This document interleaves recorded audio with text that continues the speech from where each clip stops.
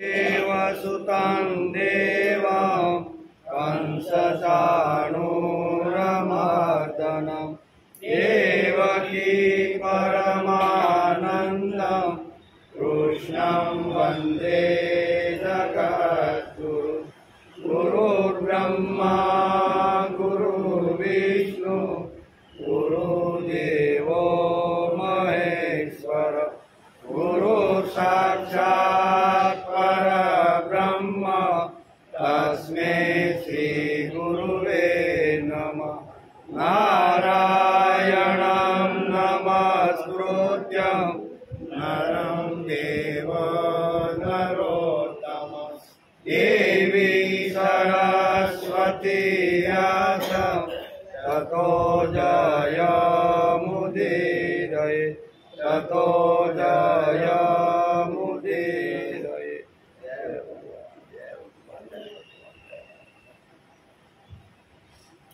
चौथो श्लोक बरोबर। गीतां मधुरां पीतां मधुरं भोक्तां मधुरां सुप्तां मधुरं रूपं मधुरं तिलकं मधुरं मधुराधिपतेरखिलं मधुरं। गीतं मधुरं पीतं मधुरं भुक्तं मधुरं सुप्तं मधुरं। भगवान श्री कृष्णનું ગાન મધુર છે, ભગવાન શ્રી કૃષ્ણનું પાન મધુર છે, એમનું ભોજન મધુર છે, શયન મધુર છે। પછી રૂપમ મધુરમ તિલકમ મધુરમ। ભગવાન શ્રી કૃષ્ણનું રૂપ મધુર છે, તિલક મધુર છે, મધુરાધિપતિનું સર્વ મધુર છે, બધું જ મધુર છે। એનું મુખ મધુર છે, હાલવું ચાલવું બોલવું ખાવું પીવું આ ભગવાનનું બધું મધુર છે। આજે આપણે શ્રીમદ ભાગવતની શરૂઆત કરી અને 46મો દિવસ। ગઈકાલે આપણે સ્કંદ 3 અને અધ્યાય 8 નો વિચાર કર્યો। એમાં કઈ વાત હતી તો કે બ્રહ્માજીની ઉત્પત્તિનો વિચાર એ આપણે ગઈકાલે જોયું બરોબર કે ભગવાનને નાભી કમળમાંથી એક કમળ ઉત્પન્ન થયું અને એમાં બ્રહ્માજીને ભગવાને પ્રગટ કર્યા એ આપણે ગઈકાલે જોયું। બ્રહ્માજી કમળની નાળમાં સૂક્ષ્મ છિદ્રોમાં થઈને તે પાણીમાં પેઠા તે નાળના આધારને શોધતા શોધતા નાભી પ્રદેશમાં પહોંચ્યા, પણ મને આધાર કોઈને આપ્યો છે એ શોધી શક્યા નહીં બરાબર, કારણ કે આધાર વગર તો રહી શકાય નહીં બરાબર ને। તો કમળને પણ આધાર આપનાર કોણ છે?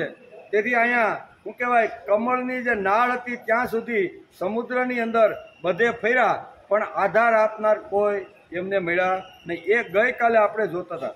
બીજી વાત, બ્રહ્માજીને આ વાતનો પત્તો ન લાગવાથી પોતાના આધારભૂત કમળ પર બેસીને ધીરે ધીરે પ્રાણવાયુને જીતીને યોગાભ્યાસ કરીને તેમણે જ્ઞાન પ્રાપ્ત બધેથી પાછા વળ્યા, ક્યાંય એનો આધાર મળ્યો નહીં। પછી પાછા પોતાના કમળમાં આવી અને અહીં કહેશે કે પોતાના શ્વાસને આવી રીતનો સંભાવી અને યોગાભ્યાસ કરી અને ધ્યાનસ્થ થઈ ગયા। ધ્યાનસ્થ થયા એટલે એને દરેક પ્રકારનું જ્ઞાન મળી ગયું છે, એમ વેદવ્યાસ અહીંયા ભાગવતની અંદર લખે છે। ભગવાને પોતાના અંતઃકરણમાં પ્રકાશિત થતા જોયા। શોધવાથી જે ભગવાન મળતા નથી બરોબર ને, તે ધ્યાનસ્થ થવાથી ભગવાન અંદર એને મનની અંદર આવીને ભગવાન બેસી ગયા છે। શોધવા માટે ગયા, નાળ સુધી પહોંચ્યા પણ આધાર આપનાર કોણ છે એ મળ્યા નહીં। પછી એ ધ્યાનસ્થ થઈ ગયા કે હવે ભગવાનનું જ હું ધ્યાન કરું, અને ભગવાનનું ધ્યાન કર્યું એટલે આવી રીતના અહીંયા વેદવ્યાસ લખે છે કે ધ્યાનસ્થ થવાથી ભગવાન તેમના મનમાં આવીને વસ્યા। ધ્યાન ચિત્ત એકાગ્રથી તેમજ યોગાભ્યાસથી અંતઃકરણમાં જે આધારરૂપ ભગવાન હતા તે તેમના દર્શન એને મનની અંદર ધ્યાનની અંદર સમાધિની અંદર ભગવાનના દર્શન થયા। કોને? બ્રહ્માજીને। અહીંયા સુધી આપણે ગઈકાલે આવ્યા હતા કે બ્રહ્માજીની ઉત્પત્તિ ભગવાને કેવી રીતની કરી એનો વિચાર આપણે ગઈકાલે કર્યો હતો। હવે આજે છે 9મો અધ્યાય। એમાં છે બ્રહ્માજીએ કરેલી ભગવાનની સ્તુતિ। જ્ઞાતોऽસि મેદ્ય સુચરિત દેહમાજમ ન જ્ઞાનતે ભગવતો ગતિસ્ત્વમ નાન્યત્વદસ્તિ ભગવન્ની તન્ન સુધા માયા ગુણાવ્યતિરિકાદ્યતાંસી. બ્રહ્માજીએ કહ્યું કે હે પ્રભુ, હવે સમાધિમાંથી જાગૃત થયા. ભગવાન એની સામે આવીને પ્રગટ થયા કે હે પ્રભુ, સુદીર્ઘ કાળ વીત્યા પછી આજે હું આપને જાણી શક્યો. શું ઘણા સમય સુધી સમાધિની અંદર રહ્યો, ધ્યાનસ્થ થયો, મનની અંદર તમારું આવી રીતનું મારા મનમાં પ્રાગટ્ય થયું, પણ હવે તમે સ્વયં મારી સામે આવીને ઊભા છો. એમ કરી અને અહીંયા 1 થી 25 શ્લોક, બરાબર ને, શરૂઆતના જે 1 થી 25 શ્લોક છે 9મા અધ્યાયમાં, એમાં ભગવાનની સ્તુતિ અત્યારે બ્રહ્માજી કરે છે કે ભગવાન તમે કહ્યો છતાં તમે મને કોઈ જગ્યાએ આવી રીતના શોધવા ગયા પણ મળ્યા નહીં. એમ કરી અને અહીંયા 2 હાથ જોડીને અહીંયા બ્રહ્માજી ભગવાનની સ્તુતિ 1 થી 25 શ્લોકમાં, ભાગવત આપણે હોય તો ઘેર જઈને ખોલશું આપણે, કે એમાં 1 થી 25 શ્લોક સુધી અહીંયા બ્રહ્માજીએ 2 હાથ જોડી અને ભગવાનની સ્તુતિ કરી છે. એમાં કહે છે કે હે પ્રભુ, સુદીર્ઘકાળ વીત્યા પછી આજે હું આપને જાણી શક્યો છું. હે ભગવાન, એવું દુર્ભાગ્ય છે કે શરીરધારી જીવ આપના સ્વરૂપને જાણી શકતા નથી. હે ભગવાન, આપણા સિવાય અન્ય કોઈ વસ્તુ છે જ નહીં. જે કંઈ પ્રતીત થાય છે તે પણ સ્વરૂપથી સત્ય નથી, કારણ કે માયાના ગુણોથી ક્ષુબ્ધ થવાના કારણે કેવળ આપ જ અનેક રૂપોમાં પ્રતીત થઈ રહ્યા છો. એમ પહેલા શ્લોકની અંદર અહીંયા બ્રહ્માજી ભગવાનની સ્તુતિ કરતા કહે છે કે હે દેવ, હે ભગવાન, આપની ચિત્ત શક્તિ પ્રકાશિત રહેવાના કારણે અજ્ઞાન આપનાથી સદૈવ દૂર રહે છે. આપનું આ રૂપ કે જેના નાભી કમળમાંથી હું પ્રગટ થયો છું તે સેંકડો અવતારોનું મૂળ કારણ છે. તેને આપે સત્પુરુષો પર કૃપા કરવા માટે જ પહેલ વહેલું તમે પ્રગટ કર્યું છે. સત્પુરુષો માટે પ્રગટ થવા માટે પહેલું વહેલું આવું રૂપ તમે મારી સામે પ્રગટ કર્યું છે. હે પરમાત્મા, હે ભગવાન, આપનું કેવળ આનંદ સ્વરૂપ, ભેદ રહિત અને અખંડ તેજોમય નિરાકાર જે રૂપ છે તેને હું આનાથી ભિન્ન સમજતો નથી. આપ વિશ્વની રચના કરનારા હોવા છતાં પણ વિશ્વથી અતીત છો. અતીત એટલે પર છો. ભૂત અને ઇન્દ્રિયોનું અધિષ્ઠાન પણ આપ જ છો. એવા આપને જ્ઞાન દ્રષ્ટિથી હું જોઉં છું અને આપના આ રૂપની શરણે હું આવ્યો છું. તમારું આવું શું કહેવાય, આવું સગુણ સાકાર રૂપ મારી સામે અત્યારે આવીને તમે ઊભા છો. તેથી હે વિશ્વ કલ્યાણમય ભગવાન, આપનું ધ્યાન ધરી રહેલા અમારા જેવા ઉપાસકોના મંગળ માટે આપે આ રૂપ દેખાડ્યું છે.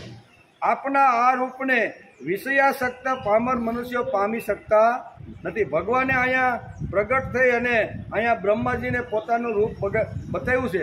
ત્યારે બ્રહ્માજી 2 હાથ જોડી અને આ ભગવાનની સ્તુતિ કરતા કહે છે કે આ રૂપ તો કોઈ ભાગ્યશાળી જે માણસ હોય ને એને જ આ રૂપ જોવા મળે છે.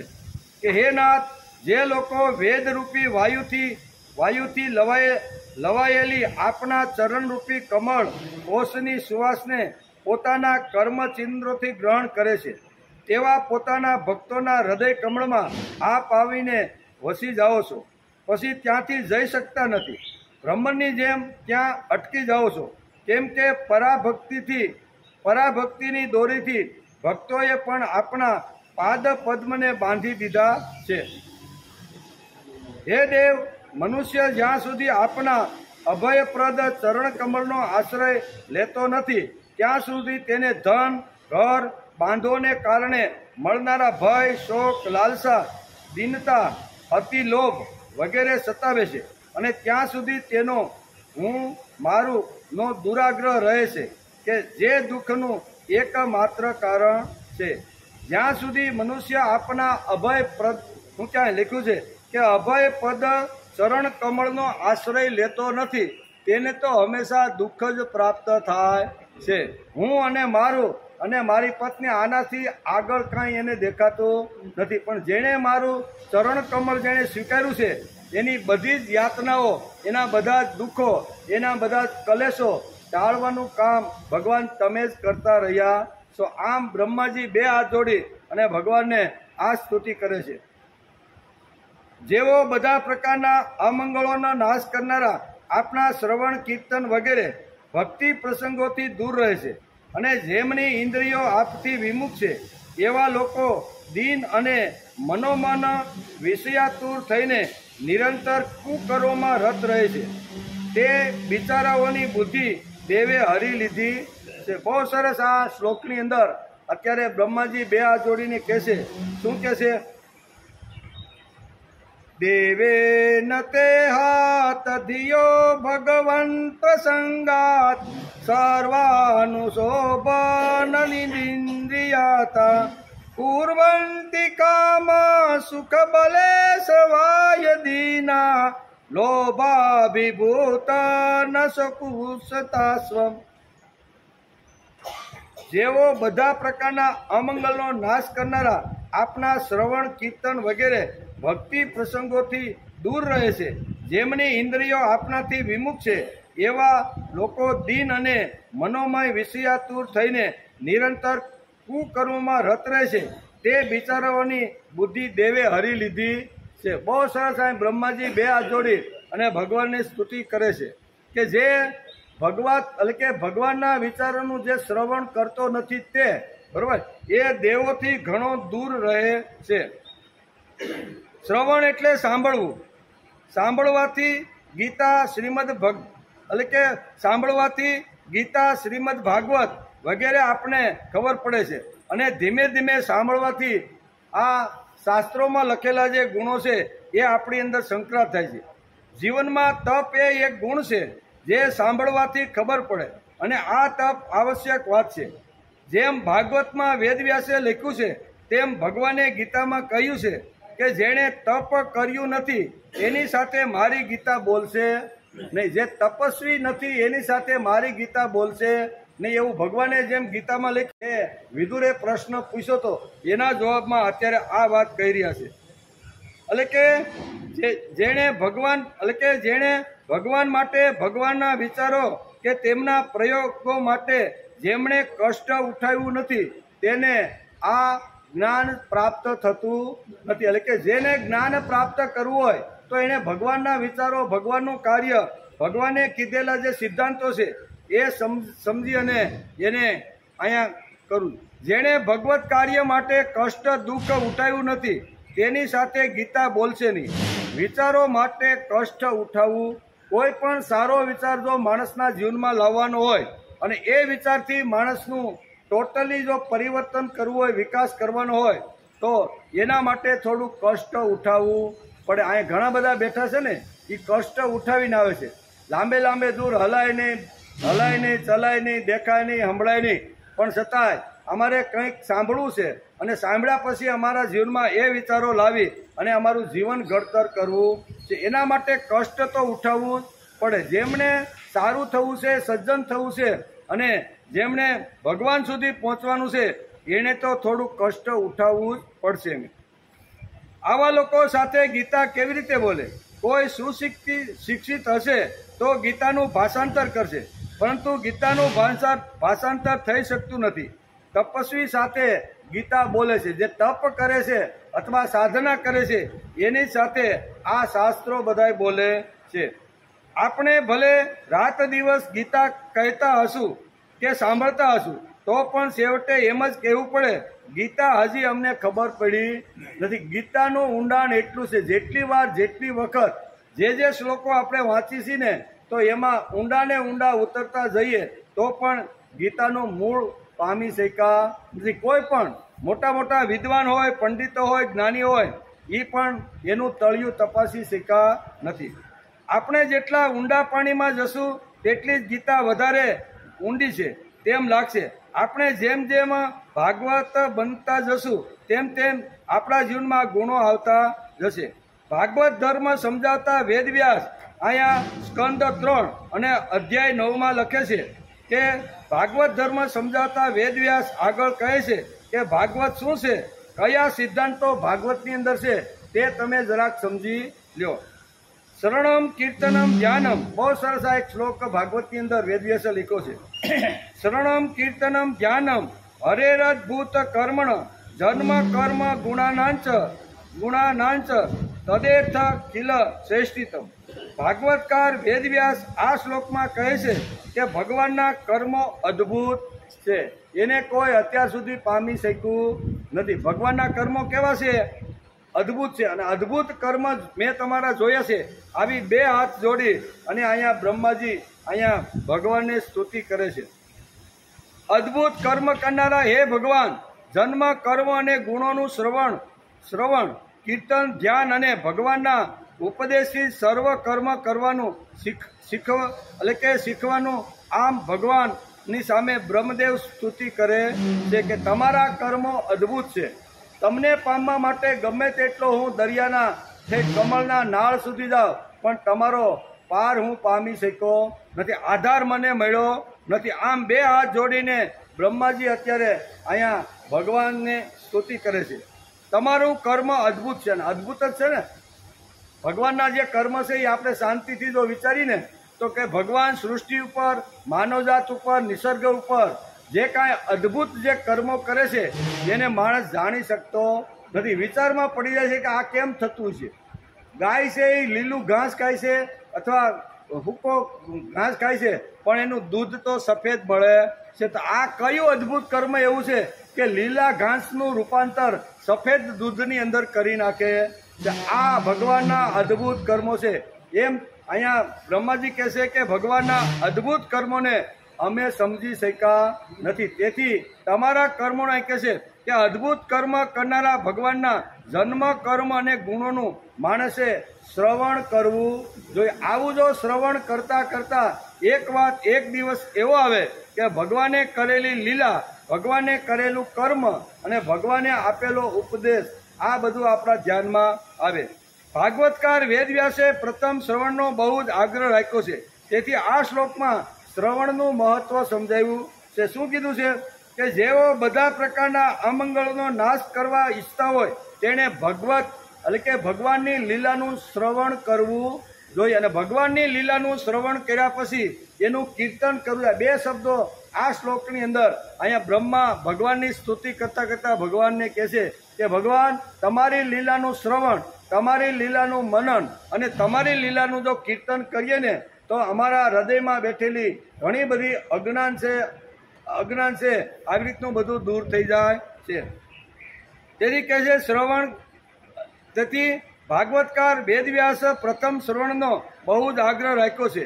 ભક્તિ શાસ્ત્રમાં પણ આની સીડી બતાવી છે. ગઈકાલે પણ આપણે જોતા હતા કે ભક્તિ શાસ્ત્રની અંદર ભગવાને શ્રવણથી શરૂઆત કરી અને 9 પ્રકારના પગથિયાની સીડી બતાવી છે. એક પગથિયા પછી બીજું, બીજા પછી ત્રીજું અને ત્રીજા પછી આમ કરતા કરતા 9મા પગથિયે જ્યારે જાય ત્યારે ભગવાન હાર લઈને ઉભા રહે છે કે મારો દીકરો આટલો પ્રગતિ કરતો શ્રવણમ કીર્તનમ વિષ્ણુ સ્મરણમ પાદ સેવનમ અર્ચનમ વંદનમ દાસ્યમ સખ્ય આત્મ નિવેદન. આ 9 પ્રકારની ભક્તિ શાસ્ત્રકારોએ આપણે શ્રીમદ ભાગવતે સમજાવી છે. તો પહેલી પંક્તિ કઈ છે? તો પહેલી પંક્તિ શ્રવણ. શ્રવણથી આ ભક્તિની શરૂઆત થાય છે. શ્રવણ, કીર્તન, સ્મરણ, પાદ સેવનમ, અર્ચનમ, વંદનમ, દાસ્યમ, સખ્ય અને આત્મનિવેદન. આ ભક્તિ માર્ગના 9 પગથિયા શાસ્ત્રકારોએ આપને બતાવ્યા છે. સીધું આત્મનિવેદન ઉપર કે 9મી પગથી ઉપર જો માણસ ચડવાનો પ્રયત્ન કરે ને તો હાડકા તૂટી જાય કાં મોઢું તૂટી જાય. તેથી શરૂઆત ક્યાંથી કરવાની? એટલે વેદવ્યાસ કહેશે કે શરૂઆત તમારે શ્રવણથી કરવી જોઈએ. ભક્તિ માર્ગની અંદર શ્રવણ ખૂબ જ અગત્યનું છે. શ્રવણ કરવાનું છે, વિચારો સાંભળવાના છે. કોના વિચારો સાંભળવાના? તો કે જે ભગવાનની લીલા છે, ભગવાને જન્મથી શરૂઆત કરી અને દેહોસર્ગ સુધી જે કર્મો કર્યા છે, જે લીલાઓ કરી છે અથવા જે આવી રીતના પ્રયોગો કર્યા એ બધા જ પ્રયોગો માણસે સાંભળવા જોઈએ. એ પ્રયોગો સાંભળ્યા પછી, એ વિચારો સાંભળ્યા પછી, એમણે કરેલા જે કર્મો છે એ સાંભળ્યા પછી ધીમે ધીમે માણસની અંદર આવી રીતના એ વિચારો સ્થિર થાય છે ને એની અંદર માણસે કીર્તન કરવું જોઈએ. જે વિચારો ભગવાન શ્રી કૃષ્ણની લીલા દ્વારા અમારા કાનની અંદર જે વિચારો ગયા છે એ પવિત્ર વિચારોએ અમારું મન, બુદ્ધિ, ઇન્દ્રિયો બધું પવિત્ર કરી નાખ્યું છે, જેનાથી અમે સુખ અને શાંતિથી સમાજના હરીફરી શકીએ છીએ. તો એ જ વિચાર જો બીજાને મળે તો એ માણસ પણ અમારી જેમ હરતો ફરતો જીવેમાં સરદા સતમ 100 વર્ષ સુધી હસતો રમતો કિલોલ કરતો જીવી શકે. તેથી અમને જે સારું લાગ્યું, અમને જે વિચારોથી અમારું પરિવર્તન થયું અથવા જે વિચારોથી અમારો વિકાસ થયો છે એ વિચાર જો બીજા પાસે ન હોય અને એને જો આપીએ તો એનો પણ વિકાસ થાય. તેથી બીજી પગથી કહ્યું કીર્તન.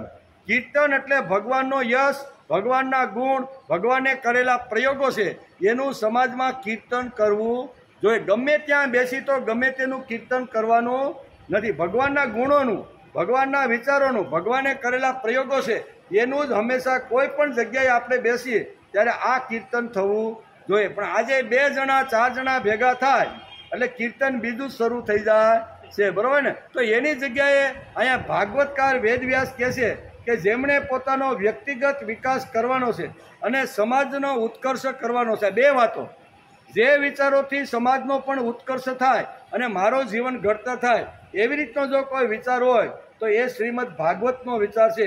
એમ અત્યારે અહીં મૈત્રેય ઋષિ ગંગા નદીના પવિત્ર કિનારા ઉપર ઉદ્ધવજીએ જે કાંઈ પ્રશ્ન પૂછ્યો છે એના જવાબમાં અત્યારે આ કહી રહ્યા છે કે ભગવાનની લીલા, ભગવાનના ગુણ, ભગવાનનું જે સામર્થ્ય છે, ભગવાને જે સમાજ ઉપર ઉપકારો કર્યા છે એ બધું સાંભળી અને નથી જેની પાસે પહોંચ્યું એને કહેવાનો પ્રયત્ન કરવો જોઈએ. તેથી બીજી પંક્તિ અને ત્રીજી પંક્તિ સીધા સ્મરણ. પછી ઘેરે જઈને રાત્રે સૂતી વખતે આખો દિવસ મેં જે કાંઈ સાંભળ્યું, મેં જે કાંઈ કીર્તન કર્યું એનું માળા ફેરવતા ફેરવતા સ્મરણ કરી લેવું જોઈએ ભગવાનનું. આ બધી પંક્તિઓ છે. સીધી જો આત્મનિવેદન ઉપર જો આપણે જાશું ને તો કદાચ આપણા દાંત પણ તૂટી જાય, બરાબર ને? તેથી હળવે હળવે આપણે ઘરે જવું હોય અને લીફ્ટ ન હોય ને જો પગથિયા ચડવાના હોય તો એક પછી બીજું, બીજા પછી ત્રીજું, આમ જો કરીએ તો આપણે ઘર સુધી પહોંચીએ જ નહીં. પણ નાના મારે 7 પગથિયા મૂકીને 8મે પગથિયા જવું છે તો એ શક્ય નથી. અને શક્ય કરવા જાય તો એનું મોઢું પણ તૂટી જાય છે. તેથી ભક્તિશાસ્ત્રની અંદર વેદવ્યાસે બહુ સરસ રીતે આપણને આ સીડી સમજાવી છે. શ્રવણમ કીર્તનમ વિષ્ણુ સ્મરણમ પાદ સેવનમ અર્ચનમ મંદનમ સખ્યમ આત્મનિવેદનમ. આ 9 પ્રકારની ભક્તિ ભાગવત શાસ્ત્રે સમજાવી છે. અને આ શ્લોકની અંદર અત્યારે અહીંયા 7મા શ્લોકની અંદર આ શ્રવણનું ખૂબ જ મહત્વ સમજાવે છે. શ્રવણનો અર્થ કેવળ સાંભળવું એમ નહીં, શ્રુત્વા ધર્મ વિજા નથી. આમાં શાસ્ત્રમાં લખ્યું શું છે? શ્રુત્વા ધર્મ વિજા નથી. સાંભળીને ધર્મ ખબર પડે. દુર્ગુણો કાઢવાના હોય અને સદગુણો લાવવાના હોય તો લાંબા કાળ સુધી શાસ્ત્રનો ઊંડો અભ્યાસ કરી અને કાનને સારા વિચારોનું શ્રવણ કરાવવું. લાંબા કાળ સુધી 1 દિવસ કે 1 વર્ષ કે 2 વર્ષ આપણે સાંભળ્યા તો એનાથી માણસનું જીવન પરિવર્તન થતું નથી. સતુ દીર્ઘકાળ નૈરંતર્ય, શાસ્ત્રકારો ત્યાં સુધી કહે છે કે સતુ દીર્ઘકાળ નૈરંતર્ય સત્કારા સેવિતો દ્રઢભૂમિ. જો માણસે પ્રભુના પગ સુધી જો પહોંચવાનું હોય, બરોબર, એના ખોળામાં જો બેસવાનું હોય તો લાંબા કાળ સુધી માણસે ભક્તિ માર્ગને ટકાવી રાખવો જોઈએ. તો જ આ શક્ય બને છે.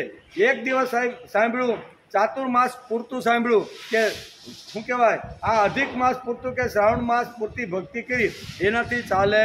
નૈરંતર્ય ચાલતી રહેવી જોઈએ. ભલે ઓછી કરીએ પણ નૈરંતર્ય સતુ દીર્ઘકાળ એટલે કે લાંબા કાળ સુધી. કેટલા લાંબા કાળ સુધી જે વિચારો આપણા કાનની અંદર સારા વિચારો ગયા છે એનું સતત આવી રીતનું સ્મરણ કરી અને લાંબા કાળ સુધી આ કરવું જોઈએ. શ્લોક 13 ભગવાનની સ્તુતિ કરતા બ્રહ્માજી સ્તુતિ 1 થી 25 શ્લોકમાં કરે છે. અંતઃકરણ ભીનું થયા બાદ જે શબ્દો નીકળે છે તેને સ્તુતિ કહેવામાં આવે છે. અંતઃકરણથી બ્રહ્માજીએ ઘણો બધો પ્રયત્ન કર્યો કે આ આધાર કોનો છે, મને આધાર આપનાર કોણ છે. ઘણો બધો પ્રયત્ન કરવા છતાં આધાર એને મળ્યો નહીં. પછી વર્ષો સુધી આ વેદવ્યાસ લખે છે કે બ્રહ્માજીએ તપસ્યા કરી અને ભગવાન આ રીતે પ્રગટ થયા સામે. કહેવાનો તો 1 થી 25 શ્લોકની અંદર ભગવાન જ્યારે બ્રહ્માજીની સામે આવીને જ્યારે ઉભા રહ્યા છે ત્યારે 1 થી 25 શ્લોકની અંદર સ્તુતિ કરતા કહે છે. શું કહે છે કે અંતઃકરણ ભીનું થયા બાદ જે શબ્દો નીકળે છે તેને સ્તુતિ અથવા સ્તોત્ર કહે છે. અમે ભીના થવા માટે રોજ સવારે આ સ્તોત્રનું પારાયણ કરીએ છીએ. એટલે આપણે એમ થાય કે નાના ક્યારે શરૂ થાય છે? એ કે નાના 9:30 વાગે ભાગવત શરૂ થાય. તો કે અમે 9:30 આવશું. તો આ બધું 9 વાગે આવીને ચાલુ કર્યું એ બધું શું હતું ભાઈ? એ કાંઈ એમ જ હતું? આ બધું ભક્તિ માર્ગમાં આવે, બરોબર. અંતઃકરણ જો ભીનું કરવાનું હોય, જે વિચારો મારે સાંભળવાના હોય ને એ પહેલાં માણસનું અંતઃકરણ હૃદય ભીનું થઈ જવું જોઈએ. અને આ સ્તોત્ર છે, સ્તુતિ છે, એ છે હૃદય ભીનું કરવા માટે, અંતઃકરણ શુદ્ધ અને પવિત્ર કરવા માટે આપણે આ મધુરાષ્ટકનું જે પારાયણ કરીને આ એ વાત છે. અધરમ મધુરમ વદનમ મધુરમ. આ જે સ્તોત્ર આપણે જે દરરોજ જે ગાઈએ છીએ એ શા માટે છે? કે આપણું અંતઃકરણ એકવાર ભીનું થઈ જાય અને પછી એના ઉપર જો વિચારો નાખીને તો એ બરોબર પ્રિન્ટ અથવા સિક્કો લાગી જાય છે. જૂના કાળની અંદર આપણે બધાને ખબર છે, આપણા ગામમાં પોસ્ટ ઓફિસ હોય. પોસ્ટ ઓફિસ હોય તો અલગ અલગ ગામની ટપાલો એક પોસ્ટ ઓફિસમાં ભેગી થાય અને પછી એમાંથી અલગ અલગ બધું તારવે કે આ ભાઈ આ ગામની છે તો એ થેલામાં નાખો. આમ કરીને 5-7 થેલામાં અલગ અલગ નાખી અને એ થેલાને બરોબર હુતળીથી બાંધી અને પછી લાખ પીગળાવે. ત્યાં દીવો હોય, એ દીવાની અંદર લાખ હોય, લાખ પીગળી જાય અને એ એની ઉપર નાખીને માથે સિક્કો. એ લાખ પીગળે તો જ એના ઉપર સિક્કો લાગે. એમને જો લાખ મૂકી દે તો એના ઉપર સિક્કો લાગતો નથી. એમ આ વિચારો જો આપણા હૃદયસ્થ જો કરવાના હોય તો એના ઉપર મધુરાષ્ટકમની આવી રીતનું દીવા દ્વારા એ પીગળી જોઈએ. અને પીગળ્યા પછી એના ઉપર જો આપણે સાંભળવાની શરૂઆત કરીએ તો એ બરોબર સિક્કો લાગી જાય છે. આ બહુ સરળ અને સીધા દ્રષ્ટાંતો છે. સામાન્ય રીતે માણસનું અંતઃકરણ ભીનું થવું જોઈએ. તે માટે બ્રહ્માજી અહીંયા ભગવાનને 2 હાથ જોડીને અંતઃકરણથી એટલા દ્રવિત થયા છે અને ભગવાનને વારંવાર 2 હાથ જોડી અને 1 થી 25 શ્લોકની અંદર સુંદર મજાની સ્તુતિ કરે છે. બ્રહ્માજી ભગવાનની સ્તુતિ કરે છે તે મોઢે કરેલી સ્તુતિ નથી. એમ આંખોની સામે ભગવાન જેવા પ્રગટ થયા છે એ જોઈને બ્રહ્માજી 2 હાથ જોડી અને 1 થી 25 શ્લોકની અંદર આ આખું ભગવાન તમે કેવા છો, શા માટે છો, મેં જબરજસ્ત પ્રયત્ન કર્યો પણ તમે મેં જેનો મને જેને આ શું કહેવાય કમળ ઉપર જેને લટકાવ્યા છે ને એનો આધાર પણ મને મળ્યો ને. આમ કરીને 2 હાથ જોડીને સુંદર મજાની સ્તુતિ કરે છે. આ સ્તુતિમાં અને તેમણે કરેલા કામો તેમજ શરીર પરના આભૂષણોનું વર્ણન 1 થી 25 શ્લોકની અંદર અહીંયા વેદ વ્યાસે લખ્યું છે. અને ગંગા નદીના પવિત્ર કિનારા ઉપર વિદુરજીએ જ્યારે વિરાટ રૂપનો જ્યારે પ્રશ્ન ઊભો કર્યો કે આ સૃષ્ટિનું સર્જન ભગવાને કેવી રીતનું કર્યું અને એ સૃષ્ટિ સર્જન કરતી વખતે ભગવાનને કેવી રીતની અગવડતા થઈ એ બધી વાત તમે મને સમજાવો. આમ કરીને વિદુરજી જ્યારે પ્રશ્ન કરે છે ત્યારે અહીંયા મૈત્રેય ઋષિ ગંગા નદીના પવિત્ર કિનારા ઉપર આ બધી વાતો એને સમજાવે છે. એટલે આ સ્તુતિ જે બ્રહ્માજી કરે, બ્રહ્માજી 2 હાથ જોડીને ભગવાનને જે સ્તુતિ કરે છે એ કોઈએ લખેલી અથવા કોઈએ ગાયેલી નથી, પણ અંતઃકરણ ભીનું થયા પછી ભગવાન ઉપરનો જે ભાવ પ્રગટ થયો અને અંદરથી જે શબ્દો નીકળ્યા એ આપણા બધા માટે સ્તુતિ અને સ્તોત્ર બની. જો મહાપુરુષના મુખારવિંદમાંથી જે શબ્દો નીકળે છે ને એ આપણા માટે સ્તોત્ર બની જાય છે. જેથી શંકરાચાર્ય પણ કહે છે ભજે વ્રજે કમંડનમ સમસ્ત પાપ ખંડનમ સ્વભક્ત ચિત્તરંજનમ સદેવ નંદનંદનમ સુપીસગોચમસ્તકમ સુનાદ વેણુહસ્તકમ અનંગરંગ સાગરમ નમામિ કૃષ્ણનાગરમ નમામિ કૃષ્ણનાગરમ. શંકરાચાર્ય આ કાંઈ લખેલું અથવા ત્યાંથી કોઈનું લખેલું બોલતા નથી, પણ ભગવાન એની સામે જ્યારે શંકરાચાર્યની સામે આવીને જ્યારે ઊભા થયા છે ને ત્યારે અહીંયા શંકરાચાર્યના મુખારવિંદમાંથી આ નીકળે છે. શું નીકળે છે? ભજે વ્રજે કમંડનમ સમસ્ત પાપ ખંડનમ સ્વભક્ત ચિત્તરંજનમ. ભગવાન તમે કેવા છો? તમારા ભક્તના ચિત્તનું રંજન કરવા વાળા છો. બધાના ચિત્ત તમે ખેંચી લેતા નથી. ગોપ અને ગોપીઓ ના તમે જે આવી રીતના ચિત્ત જે ખેંચી લ્યો છો ને, હાથમાં સુરીલી બંસરી છે, માથે મુકુટ લઈ ગયો છે, આવી રીતના ભગવાન તમે છો.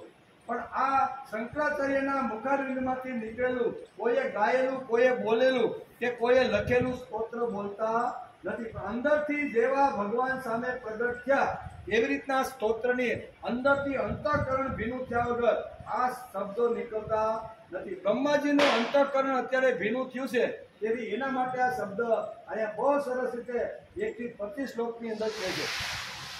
આ સ્તુતિમાં ભગવાન શ્રી કૃષ્ણનું વર્ણન છે, તેમની લીલા અને તેમણે કરેલા કામો તેમજ શરીર પરના આભૂષણોનું વર્ણન અહીંયા બ્રહ્માજીએ કર્યું છે. આ સ્તુતિ કોણ અને કોના માટે ગાય છે તે જોઈને વાંચશું, સાંભળશું તો અવલૌકિક આનંદ આવશે. આપણે જે મધુરાષ્ટકમ જે ગાય છે ને, એ વલ્લભાચાર્યના મુખારવિંદમાંથી નીકળેલા શબ્દો.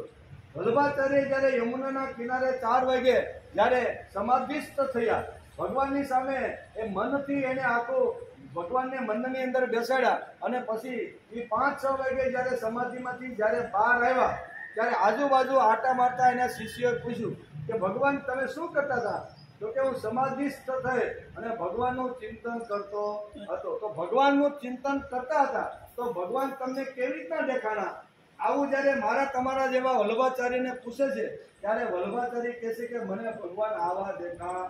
બરોબર, આ જે માધુર્ય છે, આ જે ભાવ છે, આ જે અંતઃકરણની જે વાતો છે, એ વાતો મહાપુરુષના મુખારવિંદમાંથી જે નીકળે છે એ આપણા માટે સ્તુતિ અને સ્તોત્ર બની જાય છે. આપણે તો એનું બોલેલું, એને લખેલું, મહાપુરુષે જે લખ્યા છે એ આપણે ગાતા રહ્યા છે, પણ આપણે આપણી વાણીને પવિત્ર કરવા માટે બીજું કંઈ ન ગાતા મહાપુરુષના આ રીતના સ્તોત્ર ગાઈએ તો પણ મોટી વાત છે. તેથી રોજ આપણે મધુરાષ્ટકમ શરૂ કરીને એ પેલા બધાએ અહીંયા આવી જવું જોઈએ.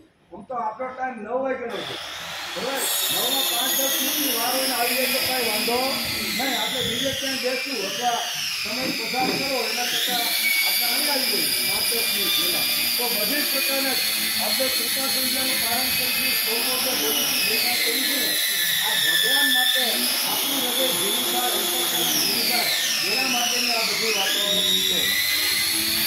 આ સ્તુતિ કોણ અને કોના માટે ગાય છે તે જોઈને વાંચશું, સાંભળશું તો અવલૌકિક આનંદ આવશે. બ્રહ્માજી ભગવાનની સ્તુતિ કરતા કહે છે કે જે કર્મ આપને અર્પણ કરી દેવામાં આવે છે તેનો ક્યારેય નાશ થતો.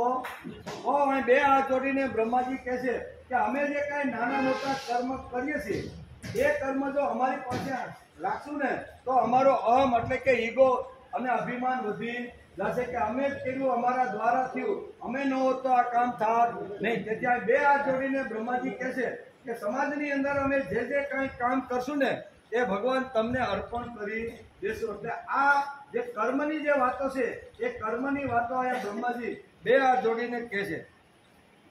તે અક્ષય બની જાય છે. તેથી વિભિન્ન પ્રકારના કર્મો સ્તુતિ કરીએ, અંતઃકરણ અમારું ભીનું થાય અને 2 હાથ જોડીને અમે તમારી સ્તુતિ કરીએ તો એનાથી મોટું કોઈ અહીં મનુષ્યનું મોટું કર્મ પણ નથી. આ જે કર્મ અમારા દ્વારા જે થાય છે એ કર્મ સુલભ થઈ જાય છે, કારણ કે અમે તમને અર્પણ કરી દીધું છે કે તમારી શક્તિથી, તમારી બુદ્ધિથી તમે અમારું આવી રીતનું અમારી અંદર આવીને વસાશો, તેથી અમે આ બધું કામ કરી શકીએ છીએ. આ માણસના મનની અંદર સતત થવું જોઈએ. પછી આગળ કહે છે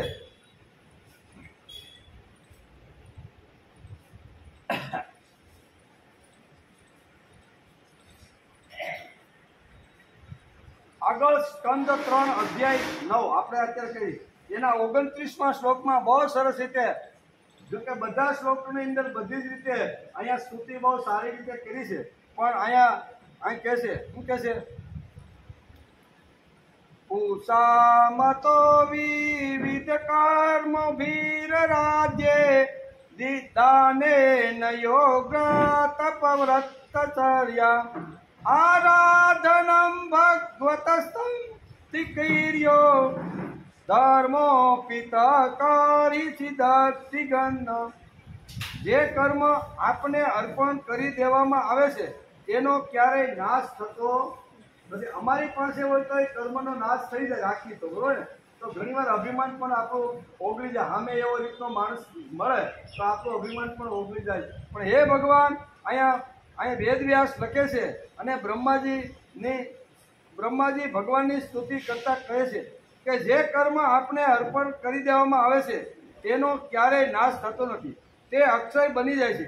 તેથી વિવિધ પ્રકારના કર્મ, વિવિધ પ્રકારના યજ્ઞ, વિવિધ પ્રકારના દાન, કઠોર તપ, વ્રત વગેરે વડે આપની પ્રસન્નતા પ્રાપ્ત કરવી એ જ મનુષ્યનું સૌથી મોટું કર્મફળ છે.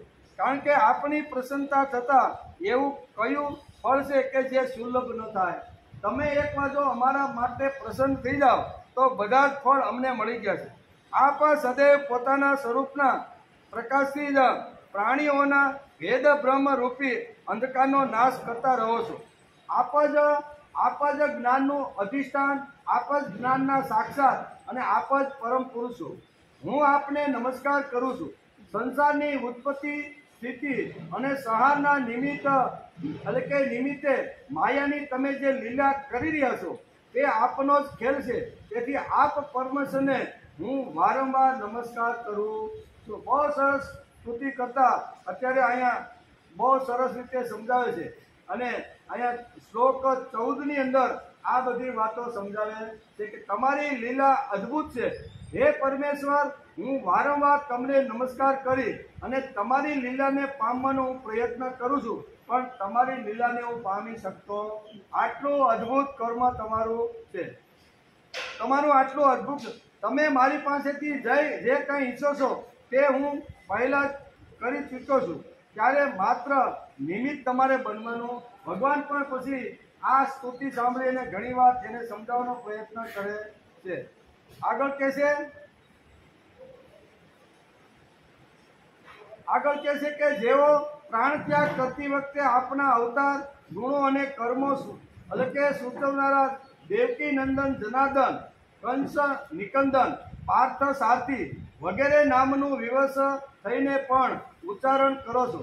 તેઓ અનેક જન્મોના પાપોમાંથી તત્કાળ છૂટી જાય છે. માયા વગેરે આવરણોથી રહિત બ્રહ્મપદ પામે છે. આપ નિત્ય અજન્મા છો. હું આપનું શરણ લઉં છું. એમ બ્રહ્માજી અહીંયા સ્તુતિ કરતા ભગવાનને કહે છે કે ભગવાન, તમે અવતાર લઈને આવ્યા ત્યારે શું શું કીધું એનું વર્ણન અત્યારે કરે છે. એના વર્ણનની અંદર કહે છે કે ગુણો અને કર્મો સૂચવનારા દેવકી નંદન, જનાર્દન, પછી કંસ નિકંદન, કંસનો પણ તમે આવી રીતનો વધ કર્યો. એટલું જ નહીં, પાર્થના તમે સારથી બની અને કુરુક્ષેત્રના મેદાનની અંદર તમે પાર્થના સારથી બની અને યુદ્ધના પાંડવોને યુદ્ધમાંથી તમે આવી રીતના જીતાડ્યા. આ બધી વાતો ઘણા વિસ્તૃત થયા છે. હું આપને નમસ્કાર કરું છું. હે ભગવાન, આપે આપની આરાધનાને જે લોકો માટે કલ્યાણકારી સ્વધર્મ બતાવી છે, પરંતુ લોકો એ તરફ ઉદાસીન રહીને સદૈવ વિપરીત તરીકે નિશ્ચિત કરવામાં રત રહે છે. આવી પ્રમાદાવસ્થામાં પડેલા આ જીવોની જીજીવિષા એટલે કે જીવવાની આશા ને જે સદૈવ સાવધ કરીને અતિ શીઘ્ર કાપતો રહે છે, તે બળવાન કાળ પણ આપનું સ્વરૂપ છે. હું તે કાળને નમસ્કાર કરું છું. સમાજની અંદર અથવા માનવી જીવનની અંદર જે કાંઈ કલ્યાણ અથવા અકલ્યાણ, વિધિ અથવા વિધિવિષા જે કાંઈ થઈ રહ્યું છે એ તો આપના કાળનું આ કારણ છે. જોકે હું સત્ય લોકને અધિષ્ઠાતા છું કે જે લોક બે પરાર્થ સુધી રહેનારાઓનો અને સમસ્ત ભુવનોને વંદની છે, તો પણ આપણા તે કાળ રૂપથી ડરતો રહું છું. તેનાથી બચવા અને આપણે પ્રાપ્ત કરવા માટે મેં દીર્ઘકાળ સુધી તપ કર્યું છે. આપ જ અધિયજ્ઞ રૂપે મારા આ તપના સાક્ષી છો. હું આપને નમસ્કાર કરું છું. વારંવાર દરેક શ્લોકની અંદર જ્યારે શ્લોક પૂરો થાય ત્યારે અહીંયા બ્રહ્માજી કહે છે કે હું આને નમસ્કાર કરું. તો આ વારંવાર અત્યારે સમજાવે છે.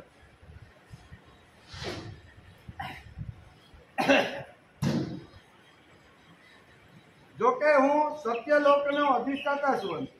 આપ તિર્યંગ, મનુષ્ય અને દેવ વગેરે યોનિમાંથી ધર્મની મર્યાદા રાખવા માટે સ્વેચ્છાથી અવતાર લીધો છે. બરોબર, 3 એટલે તિર્યક એટલે કે મનુષ્ય સિવાયની પશુ પક્ષીની જે યોનિ છે એને તિર્યક યોનિ કહેવામાં આવે છે. એટલે કે તિર્યક યોનિ, મનુષ્ય યોનિ અને દેવ યોનિ વગેરે યોનિઓમાં ધર્મની મર્યાદા રાખવા માટે સ્વેચ્છાથી અવતાર તમે લીધો છે. અને તે દેહ સાથે કોઈ તાદાત્મ્ય ન હોવા છતાં આપ તે શરીરમાં રમણ કરો છો અને એક અભિનેતાની જેમ તે શરીરનો ત્યાગ પણ કરો છો, એવા લીલા વિહારી હે પુરુષોત્તમ ભગવાન, મારા તમને વારંવાર નમસ્કાર છે. ત્રણે ત્રણ યોની એટલે કે દીર્ઘ યોની એટલે પશુ પક્ષી, એને દીર્ઘ યોની કહેવાય, મનુષ્ય યોની અને દેવ યોની, આ ત્રણે ત્રણ યોનીમાં તમે આવો છો અને આવી રીતના તમારા શરીરનો ત્યાગ પણ કરો છો. વિક્ષુભ પ્રલયકાલીન જળમાં અનંત વિગ્રહથી કોમળ શૈયા ઉપર આપ સૂતા છો. તમે ક્યાં સૂતા છો? કે જળની અંદર ભગવાનનું આવી રીતનું નિવાસ સ્થાન છે, તમે ત્યાં અત્યારે શાંતિથી સૂતા છો એમ કે છે. એટલે કે પૂર્વ કલ્પનાની કર્મ પરંપરાથી થાકેલા જીવોને વિશ્રામ આપવા માટે અર્થાત આપણી આ લીલામાં પણ લીલાના જીવોમાં પ્રત્યેક કારણ ભાવ છે. હે પ્રભુ, આપના નાભી કમળ રૂપી ભવનમાં મારો ઉદ્ભવ થયો છે. આ સંપૂર્ણ વિશ્વ આપના ઉદરમાં રહેલું છે. આપની કૃપાથી હું ત્રણેય લોકની રચના કરવાની સામગ્રીથી યુક્ત થયો છું. આ સમયે યોગ નિદ્રાનો અંત થઈ જવાના કારણે આપના નયન કમળ વિકસિત થઈ રહ્યા છે, એવા આપને મારા નમસ્કાર છે. કારણ કે બ્રહ્માજીને જ્યારે નાભીમાંથી ભગવાને જ્યારે અહીંયા ઉત્પન્ન કર્યા અને એ વખતે એમણે ચારે બાજુ જોયું તો ભગવાન તો અર્ધ નિંદ્રાની અંદર પડેલા હતા. એમણે જોયું, ચારે બાજુ જોયું, તપાસ કરી, પણ અર્ધ નિંદ્રાની અંદર પડેલા હતા. અહીંયા અત્યારે કહે છે કે યોગ નિદ્રાનો અત્યારે તમારો અંત થઈ ગયો છે. અત્યારે મારી સમક્ષ તમે આવીને ઉભા રહ્યા છો, તેથી મારા તમને વારંવાર નમસ્કાર છે. આપ સંપૂર્ણ જગતના એકમાત્ર સુરત અને આત્મા છો તથા શરણાગતો પર કૃપા કરનારા છો. તેથી પોતાના જે જ્ઞાન અને ઐશ્વર્યથી આપ વિશ્વને આનંદિત કરો છો, તેનાથી મારી બુદ્ધિને યુક્ત કરો કે જેનાથી હું પૂર્વ કલ્પની જેમ આ વખતે પણ જગતની રચના કરી શકું. બરોબર કે મારી ઉપર તમે કૃપા કરો કે જેથી હું જગતની રચના કરી શકું. ભક્તોને વરદાન આપનારા આ ભગવાને પોતાની શક્તિ લક્ષ્મીજીની સાથે અનેક ગુણાકાર ધારણ કર્યા છે. તેઓ જે અદ્ભુત કર્મ કરશે તેમાં વિશ્વ નિર્માણ પણ એક અદ્ભુત કર્મ છે. ભક્તોને વરદાન આપવા હતા. ભક્તોને જ્યારે જ્યારે અગવડ પડે અને ભક્તો ઉપર જ્યારે લોકો કાદવ ઉછાળે ત્યારે ભક્તનું રક્ષણ કરવા માટે તમે એક નવું રૂપ ધારણ કરી અને ભક્તની સહાય કરવા માટે આવો છો. આપણે ઘણીવાર અહીંયા એકનાથનો વિચાર કરીએ છીએ કે એકનાથજીએ અહીંયા ભાગવતની જ્ઞાન ગંગાનો પ્રવાહ આજુબાજુના વિસ્તારની અંદર પેટર્નની અંદર વાયો. આ મોટા પંડિતો વિદ્વાન જ્ઞાનીઓ હતા, એનાથી આ સહન થયું નહીં. એક દિવસ એકનાથજી અહીંયા શું કહેવાય ગોદાવરી સ્નાન કરવા માટે 2 ટાઈમ જતા. એક તો સવારે વહેલા સ્નાન કરવા માટે જાય અને પછી બપોર પછી 2 ટાઈમ સ્નાન કરવા માટે જાય. એક દિવસથી બપોર પછી સ્નાન કરવા માટે ગયા. બરોબર, તો ઉનાળાના દિવસો હતા, સામાન્ય રીતે સૂર્ય તપતો હતો, રેતી પણ આવી રીતની થઈ ગઈ હતી. એવા સમયે અહીંયા એકનાથજી ગોદાવરી સ્નાન કરવા માટે જાય છે. તો રસ્તાની અંદર એક નાનું બાળક જે વખતે ગોદાવરીમાં સ્નાન કરવા માટે ગયા, સ્વસ્થ થયા, કપડાં બદલાવ્યા, ધોતી પહેરી અને જ્યારે પોતાના ઘરે આવતા હતા ત્યારે રસ્તાની અંદર એક હરિજન વાસ આવતો હતો. હરિજન વાસમાંથી પોતાના ઘરે જવા માટે, ગોદાવરી જવા માટે પસાર થવાનું હતું. તો એ વખતે અહીંયા એકનાથ હરિજન વાસના બાજુના રસ્તા ઉપરથી પસાર થયા તો નાનું એવું એક બાળક હશે 2-3 વર્ષનું, એ ધૂળની અંદર આડોડતું હતું, નાકની અંદર લીટ થઈ ગઈ હતી, પરસેવાથી રેબજેબ હતું અને રડતું કારણ કે અહીં સમય ઘણો બધો થઈ ગયો હતો. ઘણા બધા 3-4 વાગ્યા સુધી ઉઠવાના ટેવાયેલા હોય એટલે બધા તો પોતપોતાના ઘરની અંદર સૂતા હતા. પણ બાળક ખબર નહીં દરવાજો ખોલીને ક્યારે બહાર નીકળી ગયું હશે એટલે રડતું હતું, નાકમાં લીટ લબડતી હતી, પરસેવાથી રેબજેબ હતું. એકનાથ સ્નાન કરીને પોતાના ઘરે જઈ રહ્યા હતા. 3-3:30નો સમય છે. તો એવા સમયે અહીંયા વિચાર કરે છે કે આ બાળક કોનું છે, ક્યાંથી આવ્યું છે, કેમ રડતું છે, અને એ બાળકને ઉંચકે છે. ગરમીને હિસાબે એટલું એ બાળક એટલું થઈ ગયું હતું, એના સિવાય આને પણ ગોદાવરીમાં સ્નાન કરવા માટે લઈ જાઓ. ગોદાવરીમાં સ્નાન કરવા માટે એ બાળકને ફરીથી બીજી વાર, પોતે તો સ્નાન કરીને શુદ્ધ અને પવિત્ર થઈ તો આવ્યા હતા, પણ ફરીથી ગોદાવરી કિનારે સ્નાન કરવા માટે લઈ જાય છે. ત્યાં બરોબર ગોદાવરીમાં એને સ્નાન કરાવી લીટ બીટ લૂકવે છે, પોતાના પન્યાથી બરોબર સાફ કરે છે. બાળક મીંડું હસવા, કારણ કે ગરમીથી એટલું બધું દુઃખી થતું હતું, તેથી રડતું હતું, પણ એને આવી રીતે ઠંડક મળી એટલે બાળક એકદમ હસવા લાગ્યું. હસતા રહેલા બાળકને ખભા ઉપર બેસાડી અને અહીંયા હરિજન વાસની અંદર આવે છે. ખભા ઉપર બાળક બેઠેલું છે, જોર જોરથી 1ના 3, 3:30 નો સમય છે અને અવાજ મારે છે કે આ બાળક કોનું છે.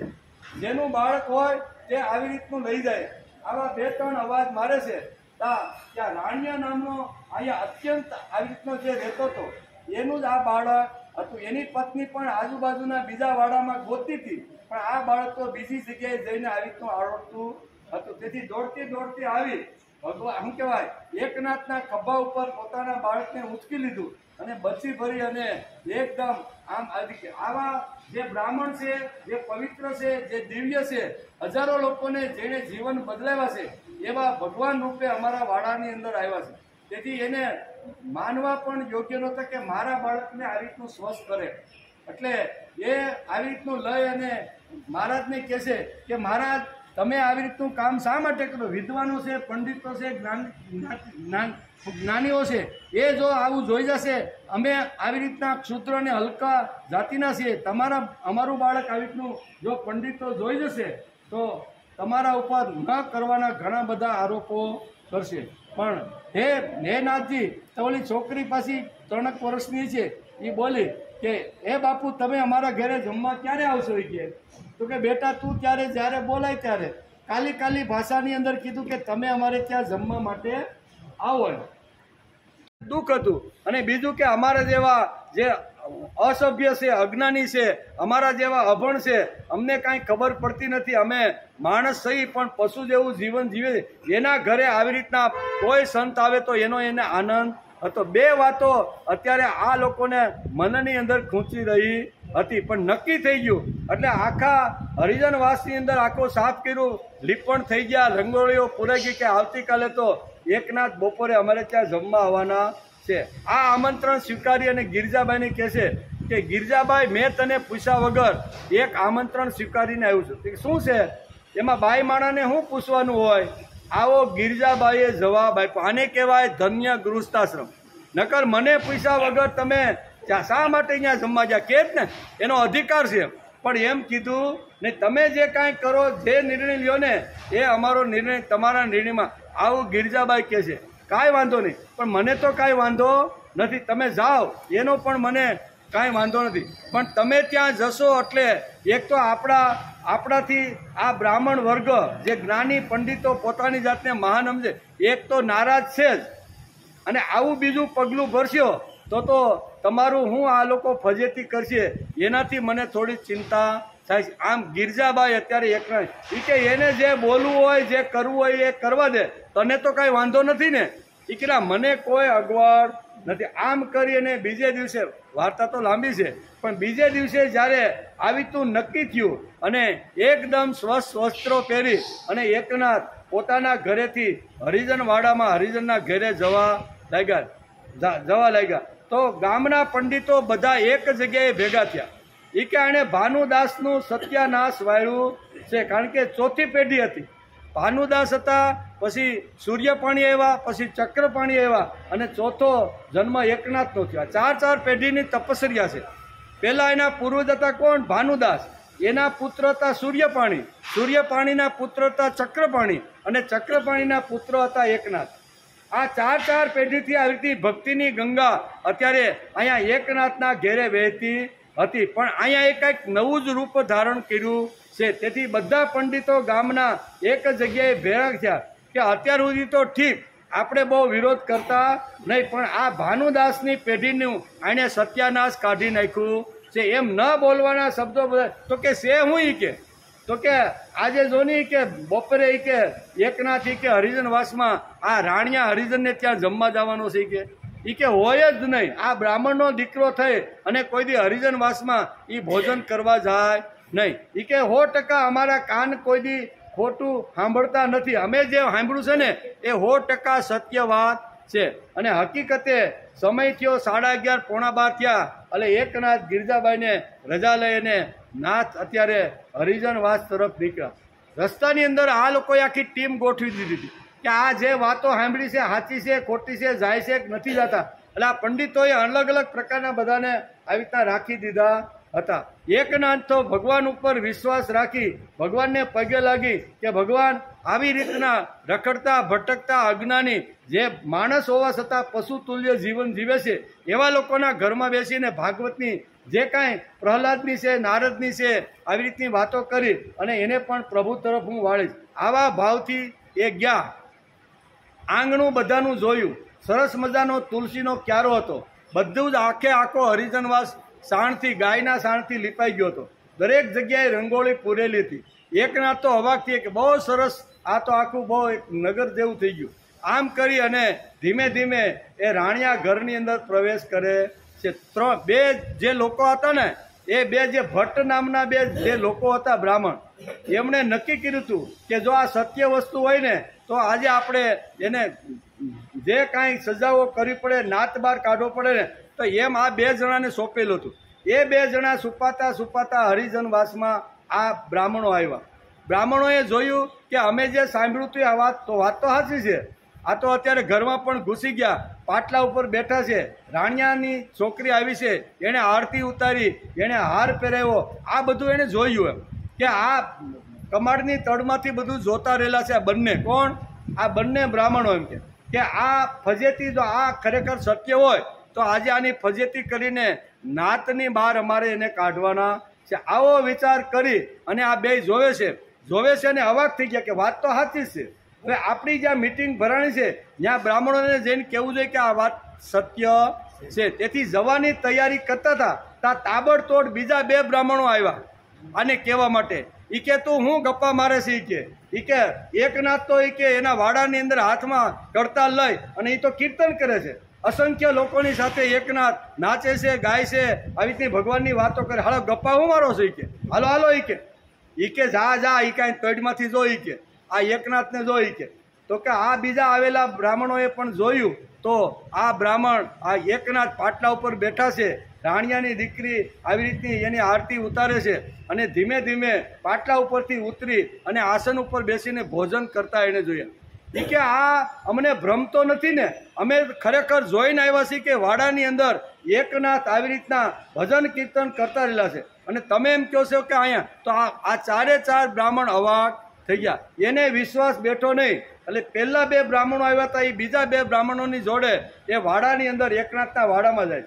ત્યાં તો એકનાથ હાથમાં કડતાલ લઈ અને આવી રીતનું ભજન કીર્તન કરે છે. કહેવાનો અર્થ કે જ્યારે ભક્ત હોય ને એની જ્યારે આવી રીતના લોકો જ્યારે ધૂળધાણી કરવાના હોય ને ત્યારે ભગવાન પોતે સ્વયં ત્યાં પ્રગટ થઈ જાય છે. અને આવી રીતની ઘણી બધી ઘટનાઓ છે.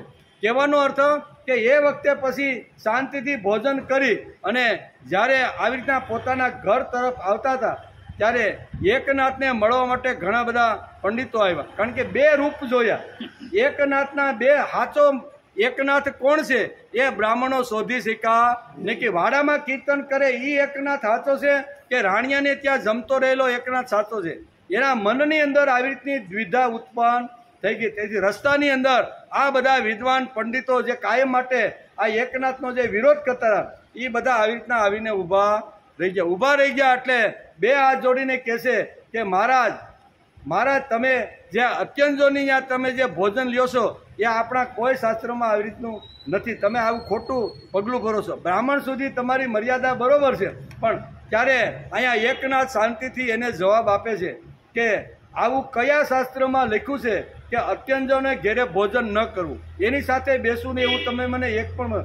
આવી ઘણી બધી રસ્તામાં દલીલો થાય છે ત્યારે બધા પંડિતો કહે છે કે તમારી દલીલો સામે અમે ટકી શકતા નથી પણ અમારી એક નમ્ર નિવેદન છે કે તમે હરિજનવાસમાં આવી રીતના જાઓ નહીં. એકનાથ કહે છે આજ તો હું નક્કી કરીને આવ્યો છું કે દરરોજ હું તમારી ત્યાં સ્વાધ્યાય કરવા આવી છે અને તમે અત્યારે મને ના પાડો છો. હું તો ત્યાં જવાનું પણ અમને સમજ પડતી નથી કે વાડાની અંદર જે કીર્તન કરતા હતા એ પણ તમે હતા અને ભોજન કરતા હતા એ તમે હતા. તો આ અમને સમજાતું નથી. ત્યારે એકનાથનું હૃદય ભરાઈ જાય છે. એકનાથને ખબર નહોતી કે ભગવાન મારું રૂપ ધારણ કરી અને એકનાથના વાડાની અંદર આ બધા લોકોની સાથે કીર્તન કરે. ભગવાન આવી રીતનું એનું હૃદય ભરે.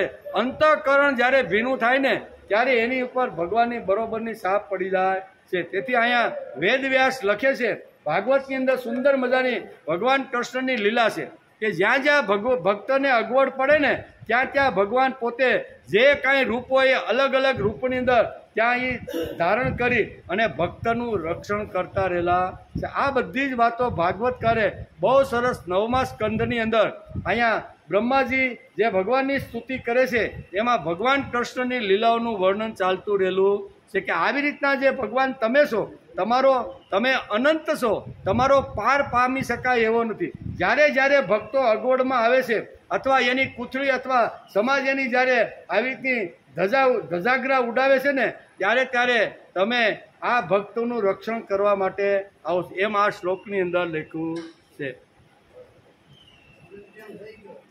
પાણી હું લાવ્યા? વિશ્રામ બાપા લાવ્યા છે. વિશ્રામ બાપા લાવ્યો તો વિશ્રામ બાપા લાવ્યા છે. ભગવાનની સ્તુતિ કરે છે એનો આપણે 3જો સ્કંદ અને અધ્યાય 9ની અંદર આપણે વિચાર કરતા રહેલા છે. એમાં 25મા શ્લોકની અંદર 2 હાથ જોડી અને બ્રહ્માજી અત્યારે ભગવાનને કહે છે. શું કહે છે કે આપ અપાર કરુણામય પુરાણ પુરુષો, આપ પરમ પ્રેમપૂર્ણ સ્મિત સાથે આપના નેત્ર કમળ ખોલો. હવે અર્ધ નેત્ર કમળમાં ભગવાન જ્યારે એની સામે હતા ત્યારે કે નેત્ર કમળ ખોલો અને શેષ શૈયામાંથી ઉઠીને વિશ્વની ઉત્પત્તિ માટે આપની સુમધીર વાણીથી મારો વિષાદ દૂર કરો. મારી અંદર જે કાંઈ વિષાદ આવ્યો છે એને દૂર તમે કરો. આમ અત્યારે બ્રહ્માજી અહીંયા સ્તુતિ કરતા છેલ્લા શ્લોકની અંદર આ રીતની વાત કરે છે. શ્રી મૈત્રેયજી કહે છે ગંગા નદીના કિનારા ઉપર, ગંગા નદીના કિનારા ઉપર વિદુરજીએ જે કાંઈ પ્રશ્ન કર્યો હતો એના જવાબમાં શ્રી મૈત્રેયજી કહે છે કે હે વિદુર, આ પ્રમાણે તપ, વિદ્યા અને સમાધિ દ્વારા પોતાના ઉદ્ભવ સ્થાન શ્રી ભગવાનને જોઈને તથા પોતાના મન અને વાણીની શક્તિ અનુસાર તેમની સ્તુતિ કરીને બ્રહ્માજી થાક્યા હોય એમ લાગ્યું અને મૌન થઈ ગયા છે. 1 થી 25 શ્લોકની અંદર આ બધી સ્તુતિ કરી છે. એટલે અહીંયા મૈત્રેયજી ઋષિ વિદુરને કહે છે કે આવી રીતના સ્તુતિ કરતાં કરતાં બ્રહ્મદેવ થાક્યા હોય એવી રીતનું મને દેખાય છે અને મૌન થઈ ગયા હોય એવું લાગે છે. મૌન થઈ ગયા. શ્રી મધુસૂદન ભગવાનને જોયું કે બ્રહ્માજી આ પ્રલય જળ રાશિથી ઘણા ગભરાયેલા છે તથા વિશ્વ રચના બાબતે કોઈ નિર્ણય નહીં થવાના કારણે તેમનું ચિત્ત ઘણું ઉદાસ થઈ ગયું છે. ત્યારે તેમનો અભિપ્રાય જાણીને તેઓ ગંભીર વાણીથી તેમના ખેદનું શમન કરતા કહેવા લાગ્યા. બ્રહ્માજીએ આ રીતને એને કીધું ને કે તમે મારો વિષાદ દૂર. આટલો મોટો જળાશયને જોઈને કદાચ બ્રહ્માજીને ઘણીવાર આવી રીતનો ખેદ પણ થયો હશે એમ ભગવાન વિચાર કરે છે. એમ મૈત્રેય ઋષિ અત્યારે વિદુરજીને આ પ્રમાણે કહે છે. છેલ્લે જ્યારે બ્રહ્માજીએ કીધું કે તમે મારો વિષાદ કોઈ પણ રીતે દૂર કરો. હું અત્યારે વિષાદની અંદર ડૂબી ગયો છું. હું કાંઈ અત્યારે નિર્ણય કરી શકતો નથી કે સૃષ્ટિની રચના મારે કઈ રીતે કરવી. આ ભગવાને જોયું એટલે ભગવાને પોતાના અર્ધ નેત્ર કમળ જે બીડાઈ ગયેલા હતા એ પૂરા નેત્રથી બ્રહ્માજીની સામે જઈ અને ભગવાન આ રીતે બોલ્યા. શું બોલ્યા? મા વેદ ગર્ભ ગાત તંદ્રે ગર્વ ઉદ્યમ માહવ તન્મય પાદિતમ યજ્ઞે યન્મા પાર્થયતે ભવાન ભૂયસ્ત્વમ તપ આતિષ્ઠ વિદ્યા ચેવ મદાશ્રય તાભ્યામાંતર્હદિ બ્રહ્મન લોકાન દ્રક્ષયા વૃતમ. શ્રી ભગવાને કહ્યું કે હે વેદ ગર્ભ, તમે વિષાદને વશ થઈને આળસ ન કરો. કારણ કે બ્રહ્માએ કીધું કે મારો વિષાદ તમે દૂર કરો. ત્યારે ભગવાન એના જવાબમાં અહીંયા ભગવાન પોતે બ્રહ્માજીને કહેશે કે તમારા વિષાદને વશ થઈને તમે આળસ ન કરો. સૃષ્ટિ રચનાના ઉદ્યમ માટે તમે તત્પર થઈ જાઓ. તમે મારી પાસેથી જે કંઈ ઈચ્છા રાખો છો તે તો હું પહેલાં જ કરી શકું છું કે મારે સૃષ્ટિની રચના કેવી રીતની ક્યાંથી કરવી અને એ સૃષ્ટિની રચના કર્યા પછી એમાં ક્યાં ક્યાં કેવી રીતના સ્થાન ઉપર કોને બેસાડવા, આ તમારા મનની અંદર જે કાંઈ આ વિષાદ જે થઈ રહ્યો છે એ વિષાદ તો મેં ક્યારનો તમારા મનમાંથી દૂર કરી નાખ્યો છે. મેં તમારો વિષાદ અથવા તમારા મનની અંદર જે કાંઈ ઈચ્છાઓ છે એ મેં પહેલેથી દૂર કરી દીધી છે. તમારે માત્ર નિમિત્ત બનવાનું છે. તમારે હવે ફક્ત શું કરવાનું છે? તમારે જે કાંઈ સૃષ્ટિ સર્જન માટે તમારો જે કાંઈ વિષાદ હતો ને એ વિષાદ તો મેં પહેલેથી બધો દૂર કરી નાખ્યો છે. તેથી તમારે ફક્ત નિમિત્ત બનવાનું છે. તમે મારી પાસેથી જે કંઈ ઈચ્છો છો તે હું પહેલેથી જ કરી ચૂક્યો છું. તમારે માત્ર નિમિત્ત બનવાનું છે. તમે વિષાદને વશ ન થાઓ. ગીતામાં પણ ભગવાને અર્જુનને આ જ વાત સમજાવી છે કે તું વિષાદને એકવાર ફેંકી દે અને તું યુદ્ધ માટે તૈયાર થા. તારે વિષાદ કરવાની કોઈ જરૂર કે કારણ નથી. કારણ કે આ મારું વિશ્વરૂપ તું જો અને તને જેના દ્વારા અથવા જેનાથી વિષાદ થઈ રહ્યો છે એ બધા જ મારા મુખની અંદર આવી રીતના પ્રવેશ કરી રહ્યા છે. આ કામ તો મેં પહેલેથી જ કરી રાખ્યું છે, પણ તું એક નિમિત્ત બની જા કે યુદ્ધની અંદર પાંડવાના ધનંજય બને અને હાથમાં તું ગાંડી લે.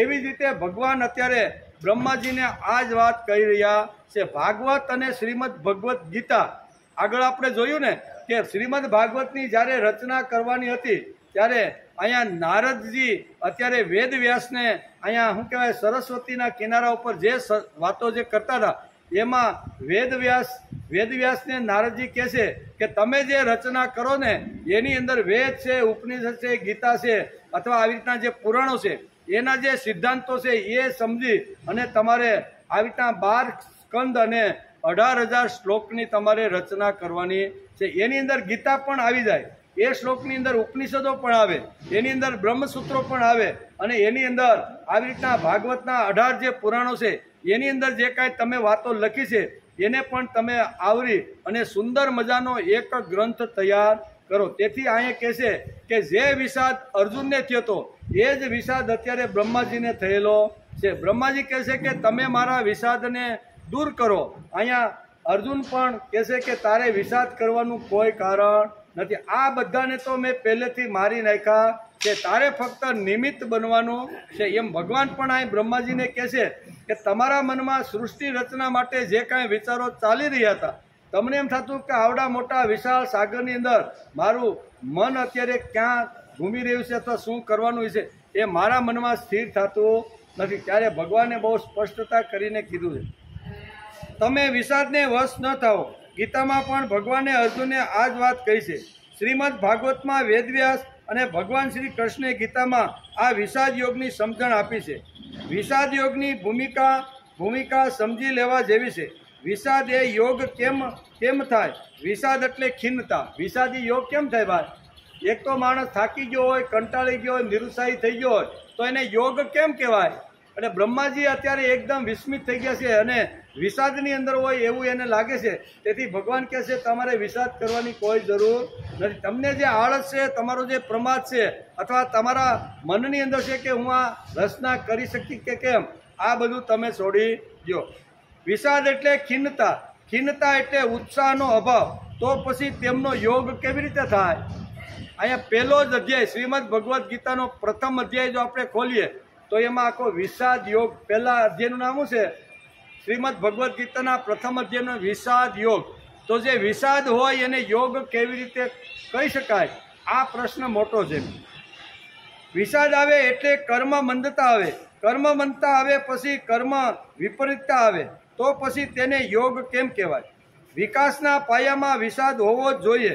મોક્ષની શરૂઆત પણ વિષાદથી થાય છે. મોક્ષ જો માણસને લેવાનો હોય ને તો પછી એને થાય કે કેમ થતું નથી, કેમ, એના માટે શું કરવું છે, આ બધું પહેલાં અંદર ઉત્પન્ન થાય છે અને પછી એનો માર્ગ ગોતી અને માણસ અહીંયા શું કહેવાય મોક્ષ તરફ જઈ શકે છે. ભક્તિમાં પણ વિષાદ જ થાય છે. ભગવાનને બોલાવો, વિષાદ આવ્યો કે તેમાં બીજા ઘણા યોગો આવે. વિષાદ આવે ત્યારે પહેલું હીન પુરુષત્વ આવે. બરોબર, વિષાદ આવે એટલે પહેલું શું આવે? હીન પુરુષ. હીન એટલે નબળું, આપણે જેને કહીએ ને આપણે હીન પુરુષ તત્વ આવે. માણસ પોતાની જાતને હીન સમજવા લાગે.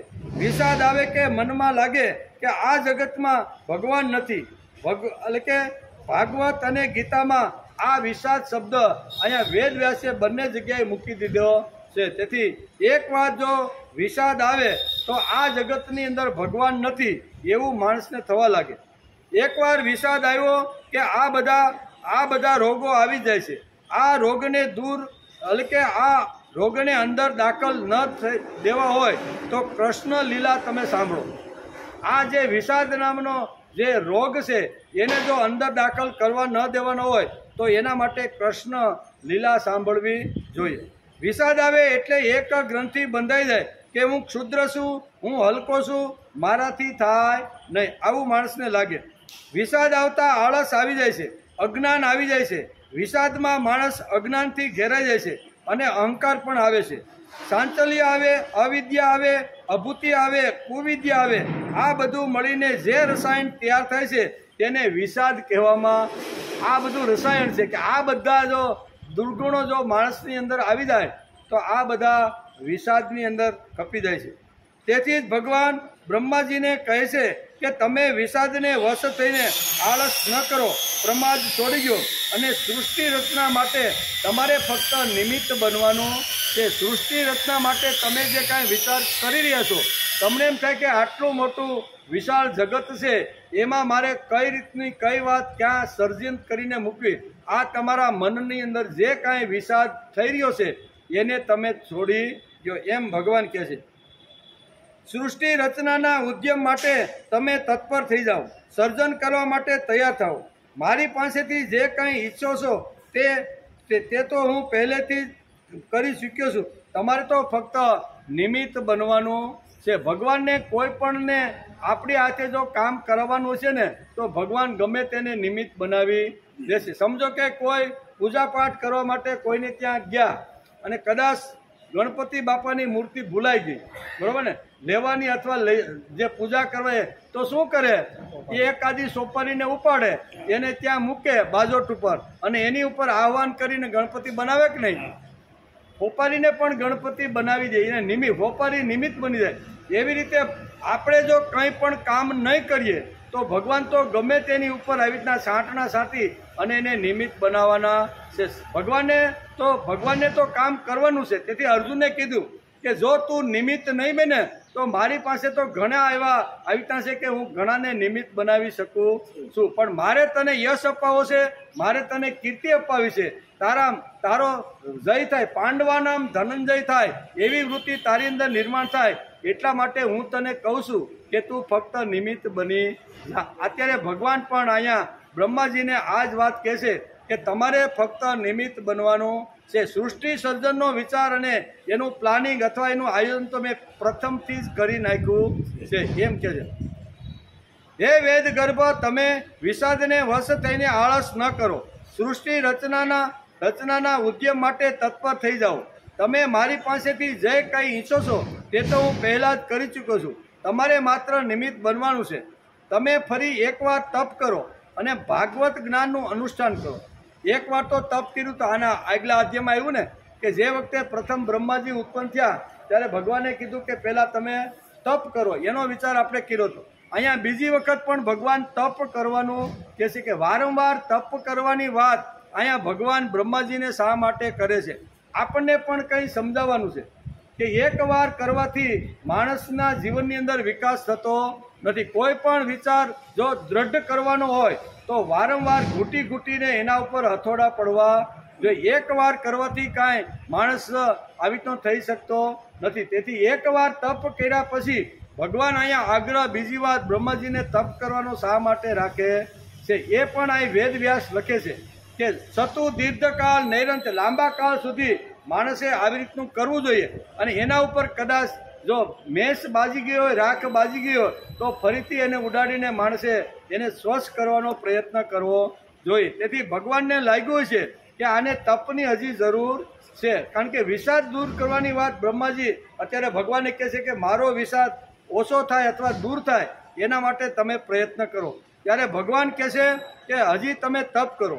જીવ જ્યારે લાકડામાં વ્યાપ્ત અગ્નિની જેમ સમસ્ત ભૂતોમાં પ્રાણીઓના પદાર્થોમાં મને જ રહેલો જુએ છે, ત્યારે તે પોતાના અજ્ઞાન રૂપી મળથી યુક્ત થઈ જાય છે.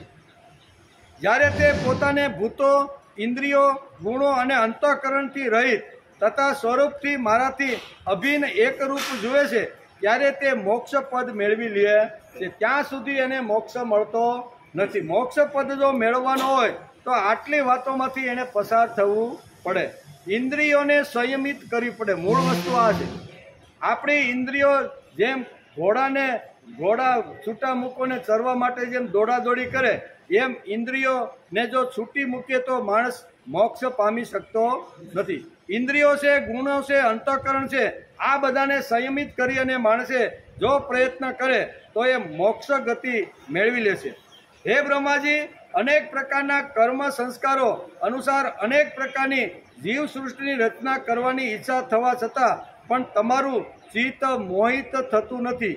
એ મારી અતિશય કૃપાનું જ ફળ છે. આટલી મોટી સૃષ્ટિની રચના કરવાનું છે છતાં એ સૃષ્ટિ ઉપર તમને મોહ ઉત્પન્ન થતો નથી.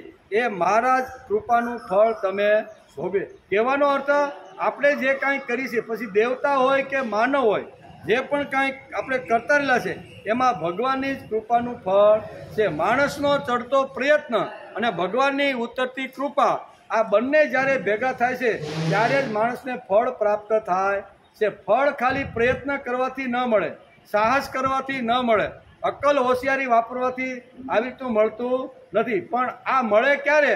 તો કે ભગવાનની કૃપા હોય અને આપણો પ્રયત્ન હોય. બંને વસ્તુ.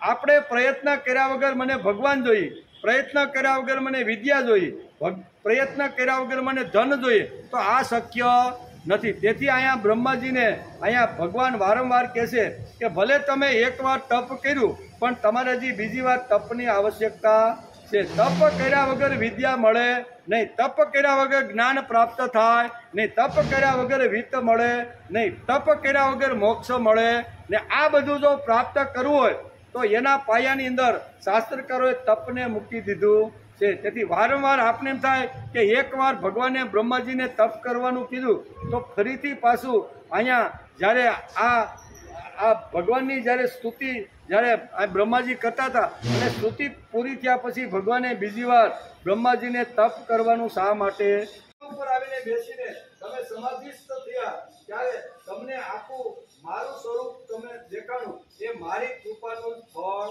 છે. એમ બ્રહ્માજીને અત્યારે અહીંયા કોણ કે છે? ભગવાન કે છે એ મારું ફળ છે. વિશ્વ રચનાની અલકે ઈચ્છાથી સગુણ અને નિર્ગુણ રૂપમાં તમે મારી જે સ્તુતિ કરી છે તેનાથી હું ઘણો પ્રસન્ન થઈ ગયો. તમારું કલ્યાણ થયું. તમે બે રીતે મારી સ્તુતિ કરી છે. સગુણ સાકાર રૂપે તમે કેવી રીતના આવ્યા? તમારા હાથની અંદર સૂર્યની બંસરી હતી, માથે સરસ મજાનો મુકુટ હતો, પગની અંદર ખણખણ પીતી નાની નાની ધાંધરીઓ હતી અને પીળું પીતાંબર પહેર્યું હતું, કંઠની અંદર સુંદર મજાનો અવિકાર. આ સગુણ સ્વરૂપમાં તમે મારી જે સ્તુતિ કરી, બરોબર, અને નિર્ગુણ નિરાકાર જે અનંત છે એવી પણ તમે સ્તુતિ કરી કે જે ભગવાનનો કોઈ અંત આવતો નથી, જે શું કહેવાય નરી આંખેથી પણ જોઈ શકાય નહીં એવી તમારી જે લીલા છે. બંને પ્રકારની સગુણ સાકાર રૂપમાં આવી અને તમે જે લીલાઓ કરી અને નિર્ગુણ નિરાકારમાં તમે આખી સૃષ્ટિનું પાલન પોષણ કરતા રહેલા તો છતાંય તમે દેખાતા નથી. આપને ભગવાન દેખાય છે ખરો પણ દેખાતો નથી. જેમ ઓલી રાજાની વાર્તા આવે છે ને, રાજાની વાર્તા આવે છે, રાજા વાજાને ક્યારે હું કોને પૂછે ખબર નથી. તેથી પ્રજાને એક દિવસ એને કીધું કે મારે 3 પ્રશ્નોના જવાબ મારે તારી પાસેથી જોઈશે. કોઈ પણ હિસાબે અઠવાડિયાની તને મુદત આપું છું અને અઠવાડિયામાં જો આ 3 પ્રશ્નનો જવાબ તું નહીં આવે તો તારું પ્રધાન પદ હું છીનવી લઈશ. તને રખડતો ભટકતો જેમ બીજા માણસો જે રાજની અંદર જે રીતના રહે છે ને એ રીતનો તારો વારો છે. પ્રધાન તો ઘણા વર્ષોથી રાજાનો પ્રધાન હતો. વિચાર કર્યો કે વાંચો તો હું છે તો કે ભગવાન ક્યાં છે, ભગવાનનો ધંધો શું છે, ભગવાન છે તો દેખાતા કેમ નથી? આ 3 પ્રશ્નો જવાબ તારે મને અઠવાડિયામાં આપવાનો છે. એટલે પ્રધાન તો મુંજાઈ ગયા કે હાલો આ રાજા પૂછે છે અને એના મગજમાં તો કદાચ હું સાચો જવાબ આપું તો કદાચ એના મગજમાં એ કદાચ ન પણ હોય, તેથી પ્રશ્ન કરે છે. તો બાપાએ એને કીધું કે અઠવાડિયાની મુદત આપી છે, 3 દી તો જતા રહ્યા છે, હવે 5 દિવસ બાકી રહ્યા છે. 5 દિવસમાં હું બધી જગ્યાએ શોધખોળ કરું છું આ પ્રશ્નનો ઉકેલ લેવા માટે, પણ મને ક્યાંય એના ઉકેલ માટે મારી કોઈ જગ્યાએ દ્રષ્ટિ પડતી નથી. આમ દીકરીને કીધું તો કે શું પ્રશ્ન છે? તો એણે કીધું કે ભગવાનનું મોઢું કઈ બાજુ, ભગવાનનો ધંધો શું, અને ભગવાન છે તો દેખાતા કેમ નથી? આ 3 પ્રશ્ન રાજાએ મને પૂછ્યા છે, અને એનો જો અઠવાડિયામાં જવાબ ન આપું તો રાજા મારું પ્રધાન પદ લઈ લેવાના છે, રોડ ઉપર મને ભિખારીની જેમ આટા મારતો કરી દેવાના છે. આટલી જ વાત છે બાબા? તો કે હા, તમે રાજાને કહી દો કે આવા નાના નાના પ્રશ્નો અમને હું, તમે પ્રધાન થઈને આવા પ્રશ્ન પૂછો છો? આવા પ્રશ્ન તો અમારા નાના નાના ઘેરે બાળકો છે ને એ પણ તમારા પ્રશ્નનો જવાબ આપી દે. આવા રાજા કે મારે તો કોઈ પણ તું આપ કે તારા છોકરા આપે, મને એમાં કાંઈ, મારે તો આ પ્રશ્નનો જવાબ જોઈએ. દીકરી કે હવે તમે નિશંક થઈ જાઓ, કોઈ પ્રકારની ચિંતા નિશંક થઈને તમે ફરો અને રાજાને કહો કે આ અઠવાડિયાની અંદર મારી દીકરી આ પ્રશ્નનો જવાબ આપશે. એમ કરી અને છેલ્લે દિવસે જ્યારે આખું શું કહેવાય અકડે ઠાઠ આખું શું કહેવાય આખી રાજસભા ભરાઈ ગઈ અને લોકો આવી રીતે ભેગા વધારે થાય. સાચે કોઈ ન પતી જાય, જૂઠે જગ પતી જાય, ગલી ગલી ગોરસ ફીરે, મદિરા બેઠે બીકાય. કબીરે પણ આ જ વાત સમજાવી છે. સાચે કોઈ ન પતી જાય, જૂઠે જગ પતી જાય, ગલી ગલી ગોરસ ફીરે, મદિરા બેઠે બીકાય. એટલે લોકોને તો તમાશો જોવો હતો કે આ પ્રધાન આવી રીતના જવાબ આપે છે કે એનું પ્રધાન પદ જાય છે. રાજા વાજાને વાંદરાનું કાંઈ નક્કી હોતું નથી. અકડે ટાટ આખી રાજસભા ભરાઈ ગઈ અને પ્રધાન પોતાની દીકરીને લઈ અને રાજસભામાં આવે છે. રાજસભામાં આવે છે, રાજા પૂછે છે છેલ્લો દિવસ છે, બોલો મેં તમને અઠવાડિયા પહેલાં જે પ્રશ્ન પૂછ્યા હતા એનો ઉકેલ તમે આપો, નહીંતર આજથી તમારું પ્રધાન પદ હું છીનવી લઉં છું. એ કે વાત બરોબર છે, પણ મેં તમને કીધું હતું કે આવા પ્રશ્નો તો નાના માણસોના પ્રશ્નો મોટા માણસને હું પૂછો? આ મારી દીકરી છે, એ દીકરી તમે જે કાંઈ પ્રશ્ન કરશો ને એના જવાબ એ આપી દેશે. રાજા કે કાંઈ વાંધો નહીં. દીકરી ત્યાં ઊભી, એટલે કે દીકરી ત્યાં જઈને રાજાને કહે છે કે તમે અત્યારે પ્રશ્ન પૂછનાર છો, એટલે તમે શિષ્ય છો અને હું જવાબ આપવાવાળી છું, એટલે હું તમારો ગુરુ છું. ભલે ઉંમરમાં નાના મોટા હોય પણ જે પ્રશ્ન પૂછે એ શિષ્ય અને જવાબ આપે એ ગુરુ. તેથી ગુરુ જે પ્રમાણે કહે એ પ્રમાણે તમારે રહેવું જોઈએ, બરાબર ને? તો કે કાંઈ વાંધો નહીં, બોલો તમારે શું કરવાનું છે? તો પહેલા 2 પ્રશ્ન પૂછ્યા, પણ કે ભગવાન છે તો દેખાતા કેમ નથી? આ પ્રશ્ન રાજાએ આ દીકરીને પૂછ્યો. દીકરીએ કીધું કાંઈ વાંધો નહીં, અહીંયા માણસો હોય તને કહો એક દૂધનો ગ્લાસ અને એકાદી સમસી મંગાવે. દૂધ આવ્યું, સમસી આવી અને સમસી ફેરવતી ફેરવતી ટેબલ ઉપર આ દીકરી રાજાને કહે છે કે આમાં માખણ છે? તો કે માખણ તો છે, તો દેખાતું કેમ નથી? માખણ, દૂધની અંદર માખણ તો છે જ ને, પણ દેખાતું નથી. એવી રીતે ભગવાન સર્વત્ર છે પણ દેખાતો નથી. બધાના હૃદયની અંદર પ્રાણી માત્રમાં ભગવાન બિરાજમાન છે, પણ દૂધની અંદર જેમ માખણ છે ને માખણ જેમ દેખાતું નથી એમ ભગવાન પણ દેખાતો નથી. રાજા અવાક થઈ કે વાત તો સાચી છે, બરાબર ને? પછી કે ભગવાનનું મોઢું કઈ બાજુ? તો કે કાંઈ વાંધો નહીં, રાજા તમારા માણસો હોય તો તમે એક મીણબત્તી અને એક બાકસ મંગાવો. મીણબત્તી આવી, બાકસ આવી અને પેટાવાની વાત કરી અને પેટાવો. અને પેટાવ્યા પછી આ દીકરી રાજાને પૂછે છે કે રાજા આ મીણબત્તી જે પ્રગટી છે એની જે જ્યોત છે એની જ્યોતનું મોઢું કઈ બાજુ છે? તો કે ચારે બાજુ. એનું કંઈ મોઢું કાંઈ આ બાજુ નથી ને આ બાજુ હોય એવું કાંઈ, ઉત્તર દક્ષિણ પૂર્વ ને ચારે બાજુ આ જે જ્યોત જે બળે છે એનું મોઢું તો ચારેય બાજુ છે. તો એવી રીતે ભગવાન તમે કંઈ કાળા ધોળા ભોંયમાં કરીને કરો, ઓરડો બંધ કરીને કરો ને તો ભગવાન ચારે બાજુથી જોતો રહેલો છે. ગમે ત્યારે તમને પકડી અને તમારા કર્મનું ફળ આપતો રહેલો. ચાલો, ભગવાન સર્વત્ર છે, ચારે બાજુ છે, પણ આવી રીતના એના મોઢું પણ છે અને ભગવાન આવી રીતના છે. હવે ત્રીજો પ્રશ્ન બહુ અઘરો હતો, ભગવાનનો ધંધો હું? એમ આ બે જવાબ તો મળી ગયા. રાજા ખુશ થયો કે કાંઈ વાંધો નહીં.